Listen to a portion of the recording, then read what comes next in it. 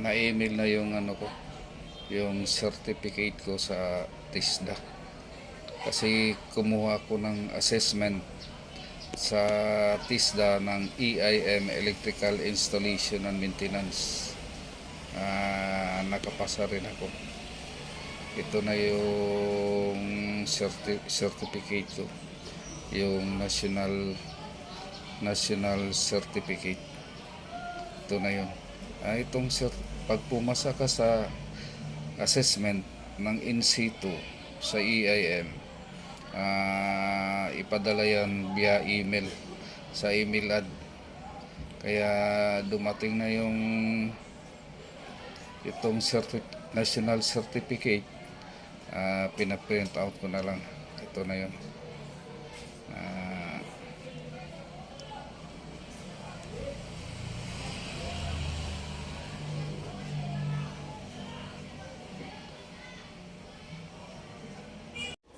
Ito yung gamit ko sa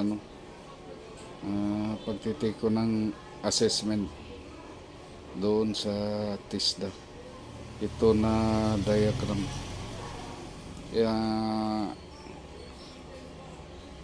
May single switch at saka three-way switch. Ito yung gamit ko. Ito yung kulay pula. Ito yung live natin. Pwede rin to sa line to line at saka line to neutral. Itong pula ay pumasok sa line 1 natin sa 60 amperes. At saka yung kulay itim, ito yun ang itim or neutral or line 2. Diyan pumasok rin sa main sa 60 amperes.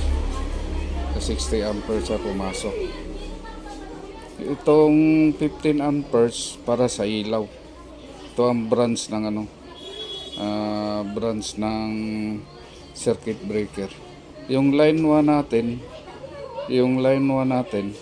or yung live ay pumunta siya sa number 0 ng three-way switch natin.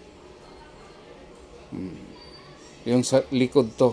Sa likod ng three-way switch natin, may doon. Marka na 0 at saka 1 at saka 3. Yung live natin, doon natin ilagay sa 0.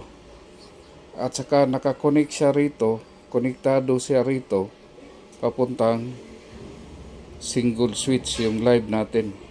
Ito yun. Yung neutral natin or line 2 sa 15 amperes natin sa ilaw ay pumunta siya sa bulb natin. Bulb ng 3-way. At saka nakakonect siya papuntang isang bulb sa single.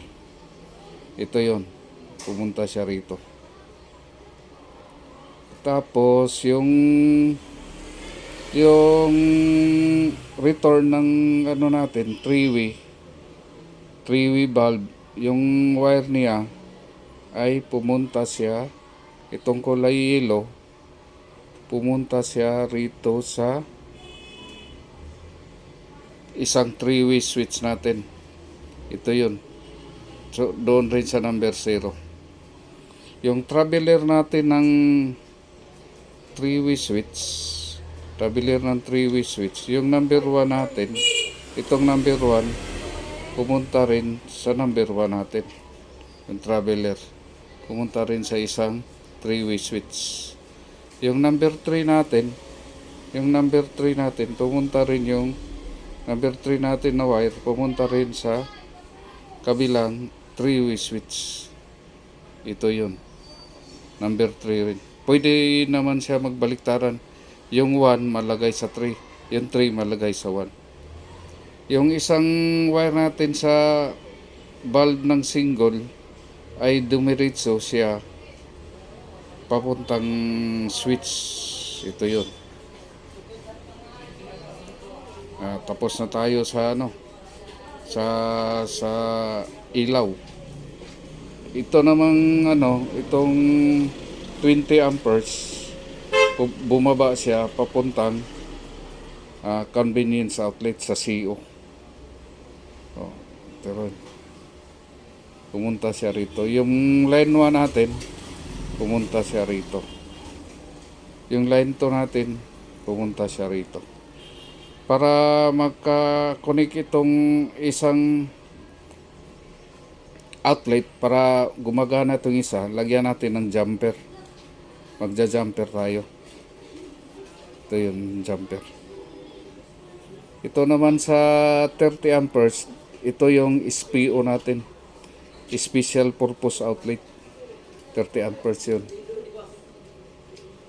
Yung line 1 natin line 1, yung live, ay pumunta sa line, sa L. Yung neutral natin ay line 2 natin. Line 2 or neutral, pumunta rin siya sa neutral. Huwag kalimutan natin yung ground. Minsan kasi yung mga asesor, tinitingnan nila yung ground, yung banding ng ground. Ito ang lumalabas kasi sa ano natin, exam, sa assessment ng in situ. Yung single, at saka three-way, at saka SPO, at saka CO. Maraming salamat.